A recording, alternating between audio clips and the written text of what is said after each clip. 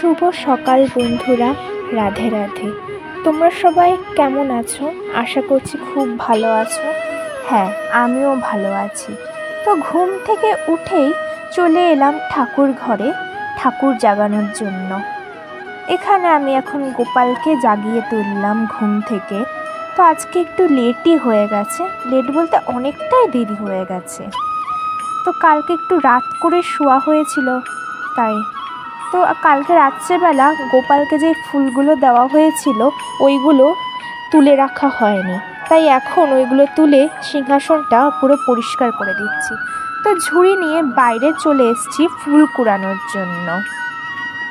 তো কালকে রাত্রেবেলায় প্রচুর পরিমাণে ঝড় বৃষ্টি হয়েছিল, এত পরিমাণে হাওয়া দিচ্ছিল যে আমাদের বাড়ির গাছগুলো, যেই ফুল গাছগুলো সেইগুলো সব হেলে মেলে রয়েছে, খুবই বাজে অবস্থা। তার মধ্যে আমার ভাইও চলে এসছে ফুল কুড়ানোর জন্য। ওকে আমি ঝুড়ি দিয়ে বললাম যে তুই কি ফুল কুড়াবি? ও বললো যে হ্যাঁ কুড়াবো।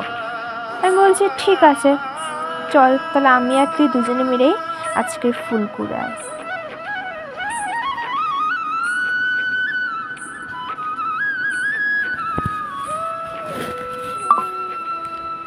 এখানে এই নয়নতারা ফুলগুলো তুললাম, ও তুলছে আমিও তুলছি। ও একটা তুল আমাকে দেখাচ্ছে, আমি বলছি খুব ভালো, আরও তোলো। তারপর এদিকে খুবই মশা কামড়াচ্ছিল, প্রচুর মশা ছিল, তাই ভাইকে বললাম চল ওই দিকটা দিয়ে আগে প্রথম শুরু করি।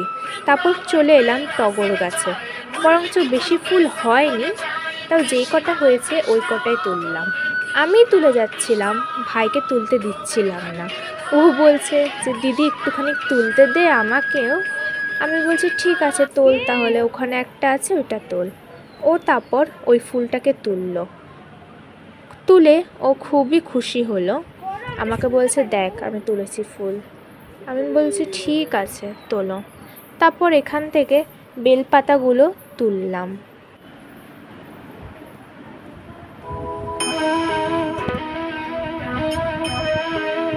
ওকে বললাম যে তুই ঝুড়িটা ধর, ও বলছে ঠিক আছে আমিই ধরবো ঝুড়ি। তো আমরা এদিকে আর একটা নয়নতারা গাছ আছে, এদিকটায় চলে আসলাম। ওকে বললাম তুই এখানে বসে পড়, বসে বসে আস্তে আস্তে তোল। তারপরে ও তুলছিল, আমিও তুলছিলাম, আমরা দুইজনে ফুলগুলো তুলে ফেললাম আস্তে আস্তে। খুবই ভাল লাগে ফুল তুলতে আমার।